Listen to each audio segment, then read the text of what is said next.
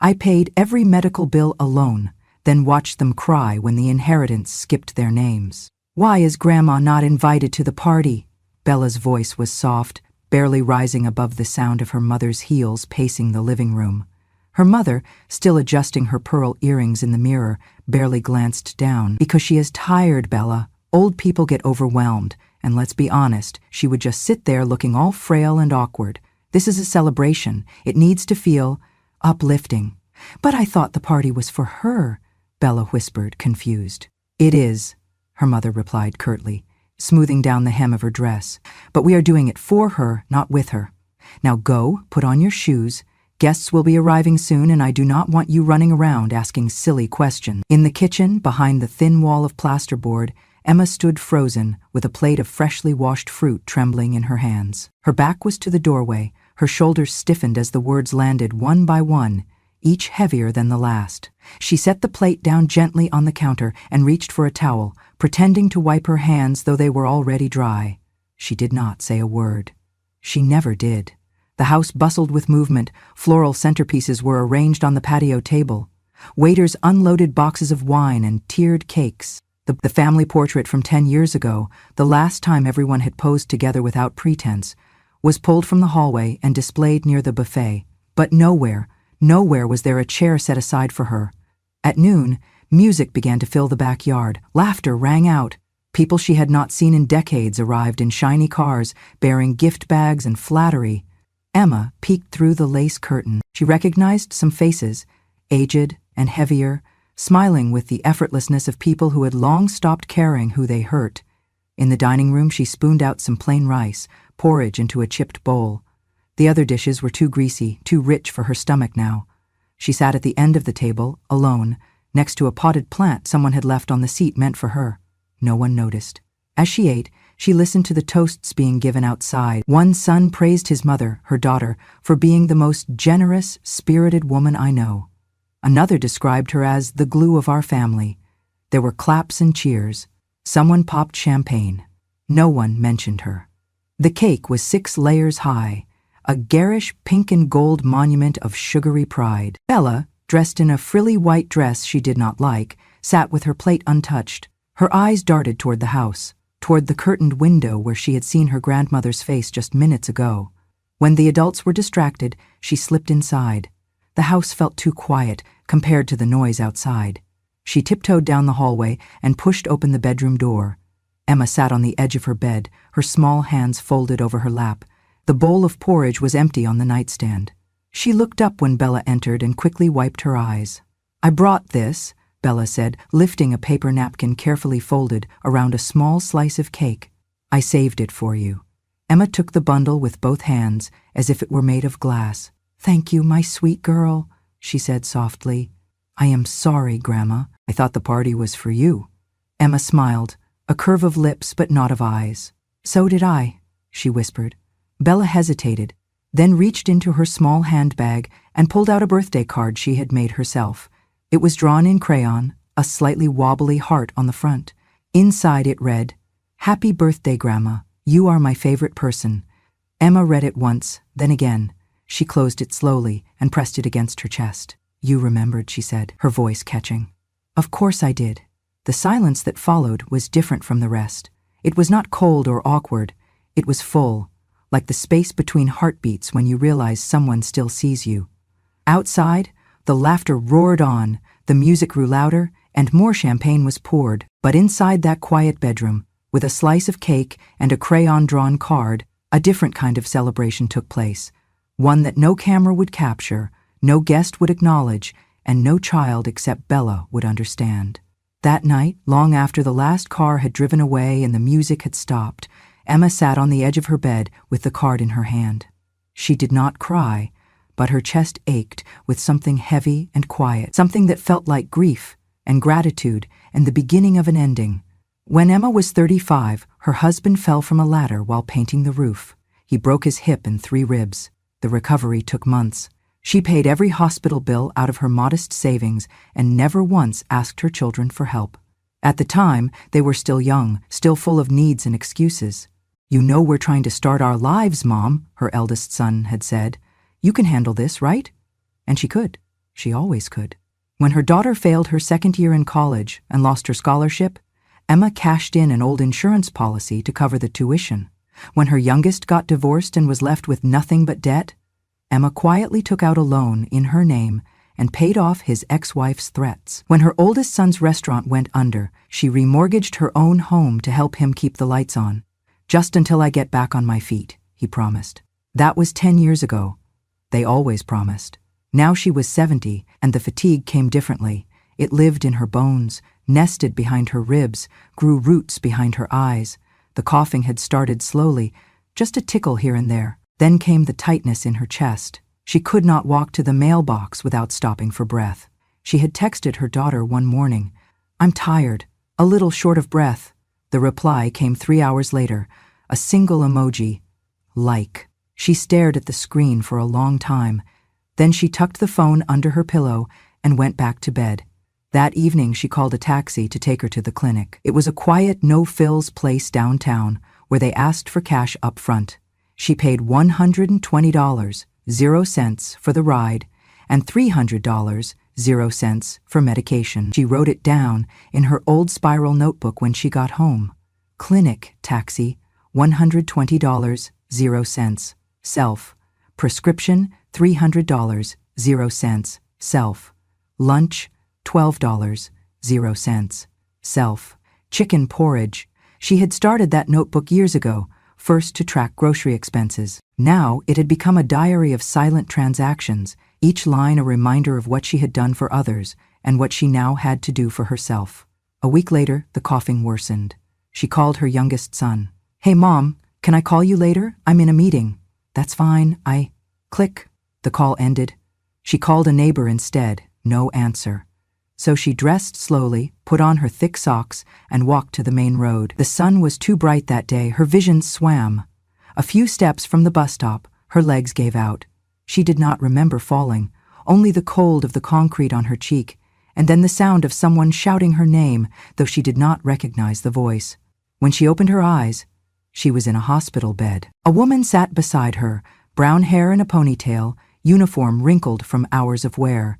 She looked barely older than Bella. "You're awake," the woman said, smiling. "I'm Emily. You fainted near the pharmacy. I was getting coffee and saw you go down." Emma tried to speak, but her mouth was dry. "Do not worry," Emily added gently. "You're safe now." Over the next 2 days, Emily visited her on every break. She brought Emma warm broth, fluffed her pillows, even clipped her nails when she noticed they were too long. "You remind me of my grandmother," Emily said once, laughing softly. "She was tough, too." On the 3rd day, a young man walked in during the afternoon rounds. He wore a white coat and glasses, a tired kindness behind his smile. "Mrs. Kingston," he said, checking her chart. "I'm Dr. Miller. You gave us quite a scare." Did someone call my children?" she asked, voice hoarse. Emily looked down. "We did," Dr. Miller said gently. "No one answered. We left messages." Emma nodded slowly. "They must be busy." The words tasted bitter. That night, after the hospital lights dimmed and the hallway quieted, she opened her notebook again. ER intake, $90.00. Self. IV antibiotics, $480.00. Self. Taxi home estimate, $100.00. Self. She stared at the last line and let her pen fall. Her hand ached. Her heart ached more. Emily returned quietly, setting a small heater near the foot of the bed. "It gets cold at night in this ward," she said softly. "Just for you, okay?" Emma looked at her. "Why are you so kind?" Emily blinked. "Because someone should be." The next morning, a nurse came in holding flowers. "From your daughter," she announced. Emma's eyes widened, but then narrowed. She opened the card tucked among the lilies. It was blank, not even a name, just flowers, like an obligation. When her daughter finally did call, 3 days after Emma was discharged, she said, "Sorry, Mom, I was tied up with the party." "Everything okay now?" Emma looked out the window, watching Emily help an elderly man adjust his blanket in the courtyard below. "Yes," she said. "Everything is fine." She ended the call before her daughter could ask for anything else. Weeks passed. The cough returned, stronger now, but Emma did not call anyone. She walked slowly to her cabinet, pulled out her notebook and wrote, "This time, I will not record the cost, only the silence." And underneath that, in neat handwriting, "Emily, remember her." Emily had a way of entering a room without making noise but leaving behind a warmth that lingered. Every evening at 7:30, she would come into Emma's hospital room carrying a dog-eared copy of an old book, Anne of Green Gables, and a small thermos of herbal tea. "Chapter 5 tonight," she said one evening, settling beside the bed. Emma turned her head, her breathing labored. "That girl, she talks too much." Emily smiled. "She reminds me of Bella. Bright, a little stubborn. I was like that once," Emma murmured. "You still are," Emily replied gently and opened the book. She read aloud with the patience of someone who was not in a hurry to be anywhere else. Emma listened, eyes closed, as Emily's voice painted scenes of fields and red rooftops and kindred spirits. It reminded her of a life that once had color. Miller was different, quieter, more methodical. He had the air of a man who had seen too much too soon. Young, maybe 32 at most, but with shoulders that carried the weight of many unspoken things. He reviewed Emma's chart twice a day, not because it was required, but because he wanted to be sure. "She missed her 9 p.m. dose again," he said one night, frowning. "She was asleep," the attending nurse replied. Miller sighed. "Then wake her. It matters." He adjusted her medication himself and began scheduling his breaks to align with Emma's needs. No one asked him to. He just did. One afternoon, Emma woke up from a nap to find him sitting by the window, scribbling something into a small notebook. "What are you writing?" she asked, voice raspy. He looked up, startled. "Just thoughts, notes about patients, stories, I guess." She nodded. "Don't forget to write mine," he smiled. "I already have, page 27. Emma chuckled weakly. "I hope I'm a good character." He met her gaze. "You're the one that stays with the reader." Days passed like that, quiet, slow, intimate in the way that only sickness and silence can be. Emily massaged her hands, filed her nails, brushed her thinning hair. Miller made sure no dose was missed, no symptom ignored. They did not hover. They were simply present. But not everyone saw it that way.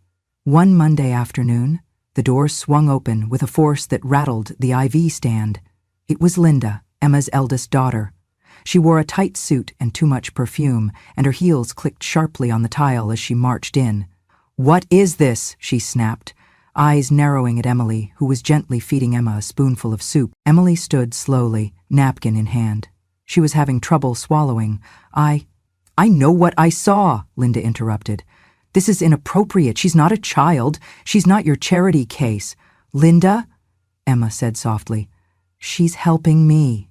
"I can see that," Linda snapped, turning now to Emily. "What do you want, huh?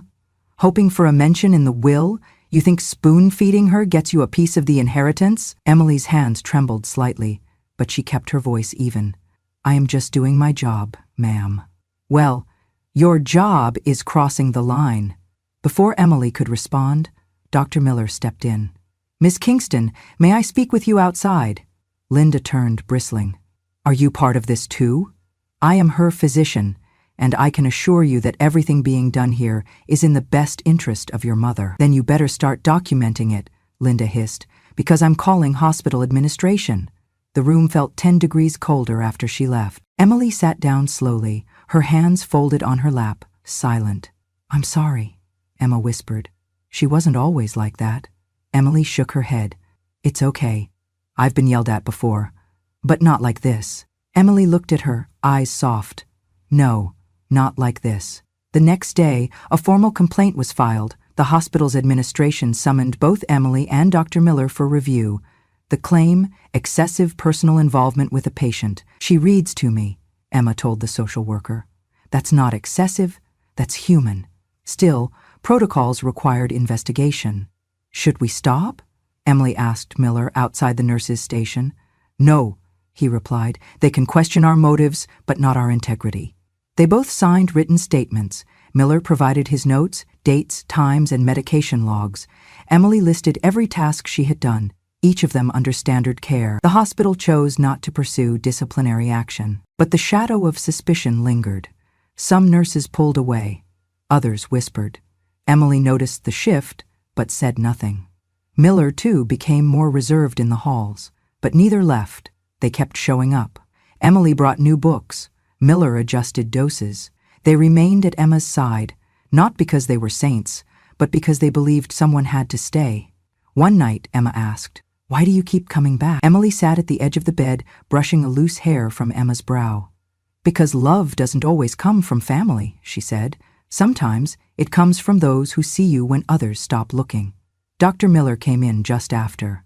"Vitals stable," he said, glancing at the monitor. "Even with all the drama," Emily joked. He smiled faintly.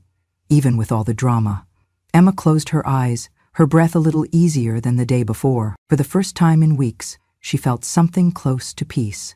In a world where she had been discarded by her own blood, these two strangers had remained. Not because they were paid, not because they wanted anything, but because kindness, real kindness, is its own reason, and in the end that made all the difference.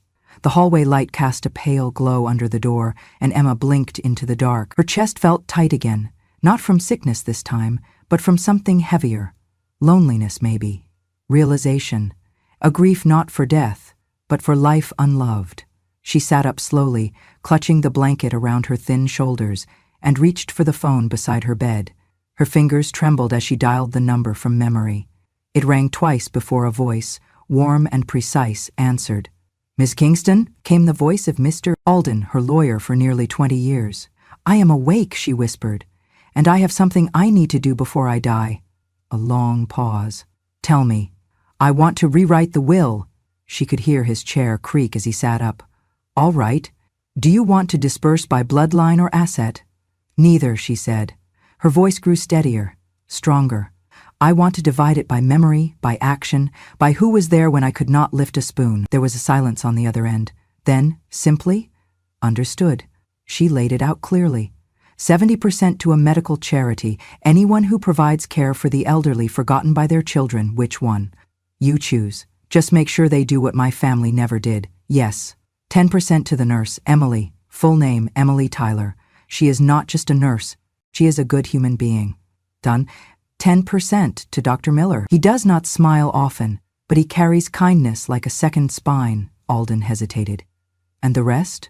Emma turned, opened the drawer beside her bed, and pulled out a letter she had written 3 days earlier, folded 3 times, sealed with careful tape. Her handwriting on the front. To Bella, on her 18th birthday. "There is one more person," she said quietly, "but she must not know until she is old enough to understand why secrets protect the softest hearts. I see," voice gentler now. "Your granddaughter." "Yes, Bella is different. She notices small things. She brought me cake when no one remembered. She visited without asking permission. She whispered, 'I love you,' even if Mom gets mad." "And you want this kept secret?" "Completely. Keep the envelope sealed. Do not mention it in the public will. She must never be punished for caring." There was a pause again, then the creak of Alden's pen scratching paper. "Understood. That makes the total 100% accounted for." "Yes. Miss Kingston, Emma, I have to tell you, this may not be received well. There will be backlash. Your children, they may call you cold." She smiled, though he could not see it.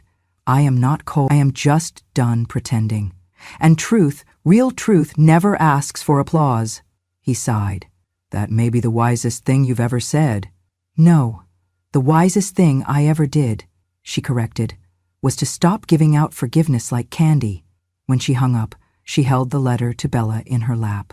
It was not long, just a few words, a little hope, and a promise. "You are not like them. Keep being you. This is for the day you need to leave without asking anyone's permission."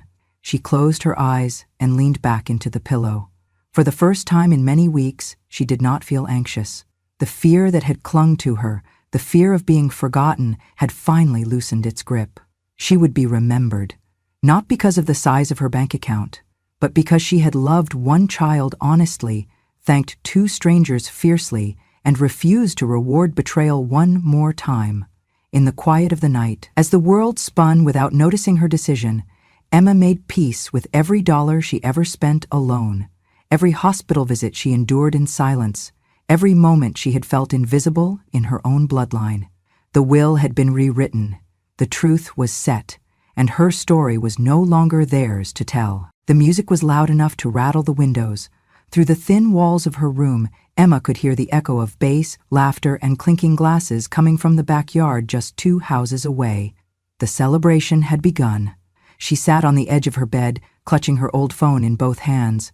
The screen flickered occasionally, dim from years of wear. She opened the livestream link Bella had quietly sent her earlier. It was titled, "Happy 70th, Mom." The irony did not go unnoticed. The image wavered for a second, then cleared. Emma saw her daughter, dressed in a fitted red dress, hair perfectly pinned, standing beneath a floral archway, raising a glass. "To the woman who made me who I am," Linda declared. "To my mother, my rock, my best friend." Applause roared from the crowd. Someone whistled. There were string lights overhead, a 6-tier cake at the center of the table, and guests dressed in their best. Servers carried trays of champagne, a band played softly behind the cheers. And yet, in all that noise, not one voice asked, "Where is the woman we are celebrating?" No one mentioned Emma. She lowered the volume and watched in silence, her hands trembling not from sorrow, but from stillness, the kind of stillness that came after you had cried all the tears you had and realized they changed nothing. The video panned to Bella, sitting at the end of a long table, her face pale. She looked down at her plate, untouched. Then, for a moment, her eyes darted toward the camera, as if searching.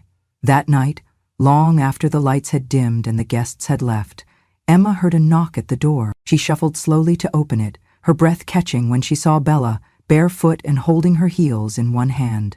"Can I stay a little?" Bella whispered. Without a word, Emma stepped aside. They sat on the couch together, the old cushions dipping under their weight. Bella leaned into her grandmother's side and buried her face in her sweater. "I saw you," Bella choked, "watching the live stream. I saw you looking at the cake." "It was a beautiful cake," Emma said quietly. "It was wrong," Bella said. "All of it. She called it your birthday but never said your name. You were a ghost to her." Emma reached over and gently touched Bella's hair. "Sometimes people celebrate themselves in other people's names. I wanted to speak up. I did, but I am not strong enough yet." Emma nodded. "You will be one day."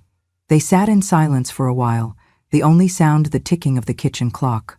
Then Emma stood and walked to her drawer.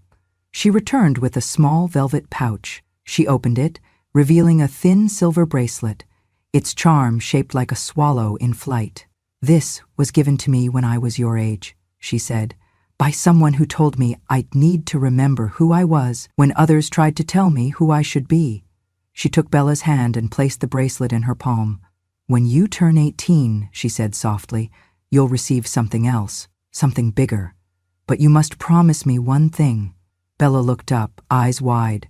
"Do not tell anyone," Emma continued. "Not your mother, not your friends. Keep this between us." "Why?" "Because silence protects what love gives.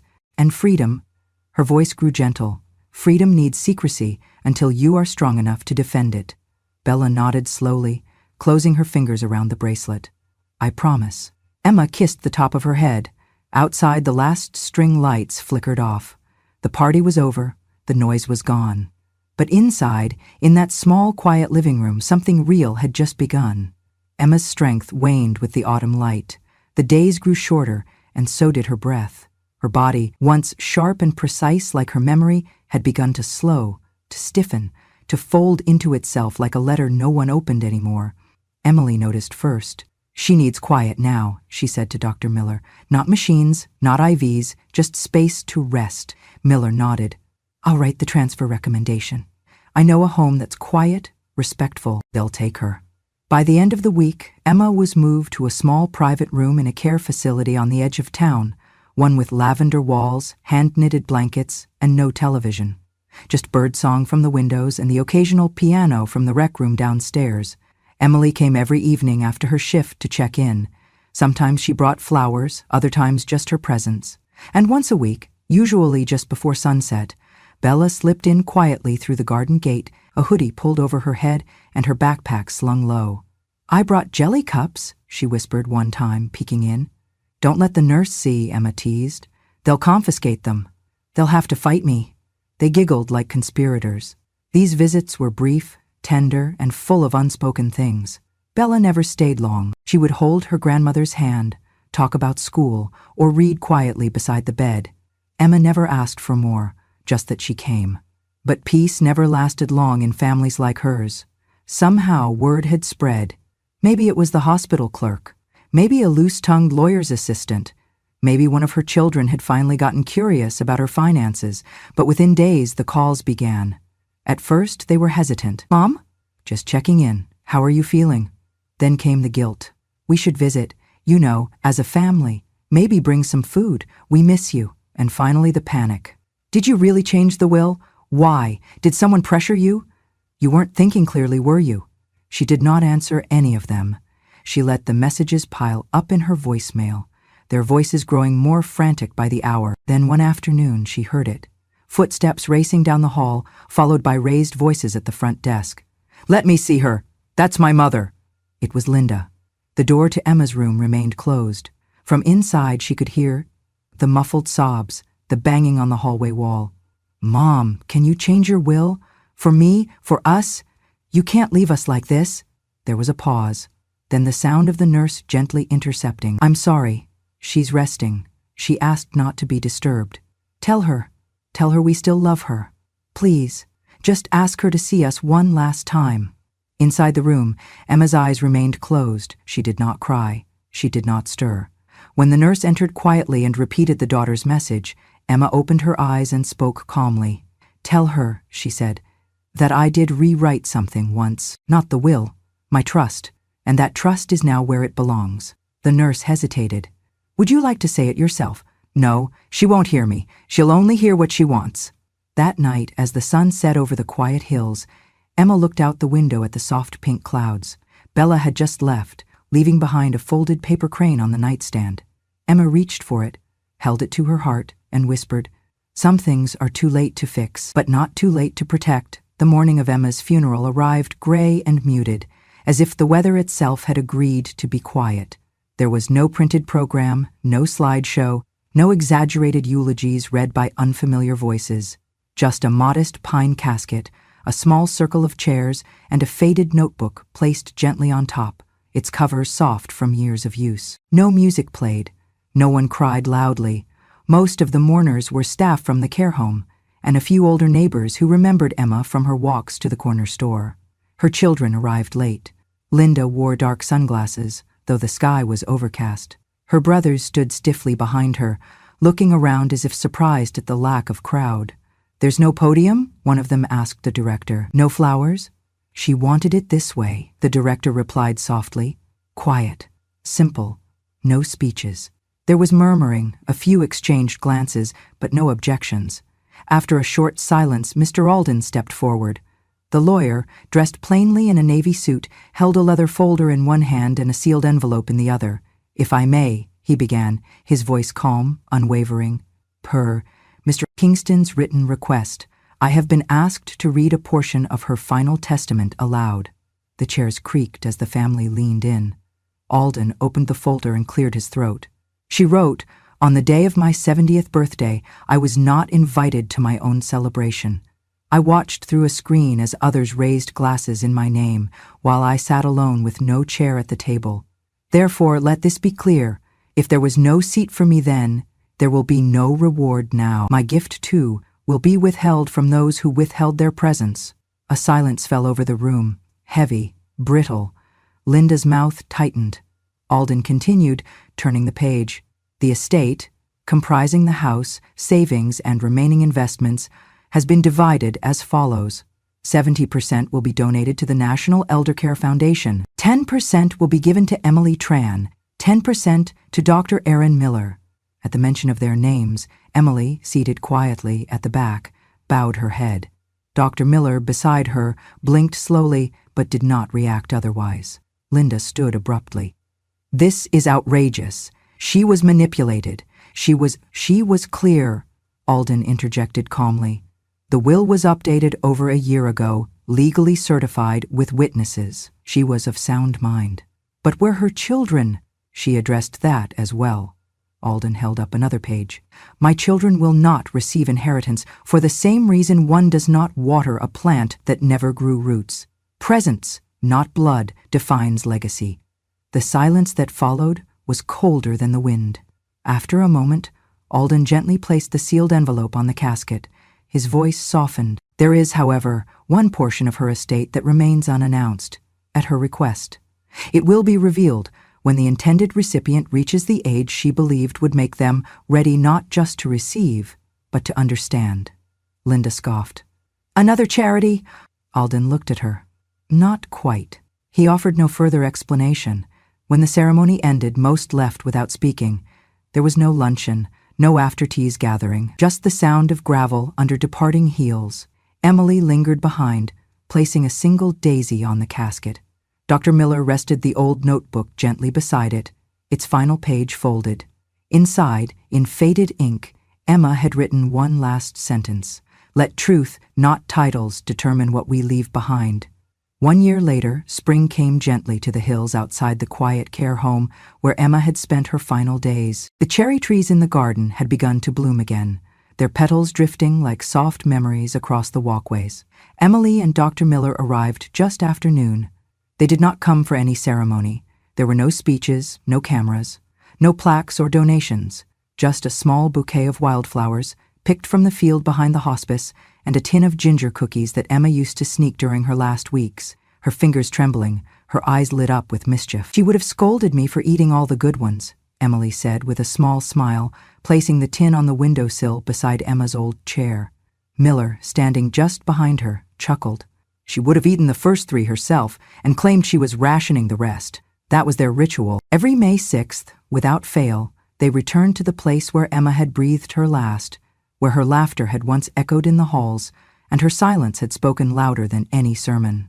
They never stayed long, just long enough to say hello to the nurses who still remembered Emma, to sit in her garden, to refill the bird feeder she had insisted be kept full even in her final days, to read aloud from her favorite poetry collection, and to bring cookies.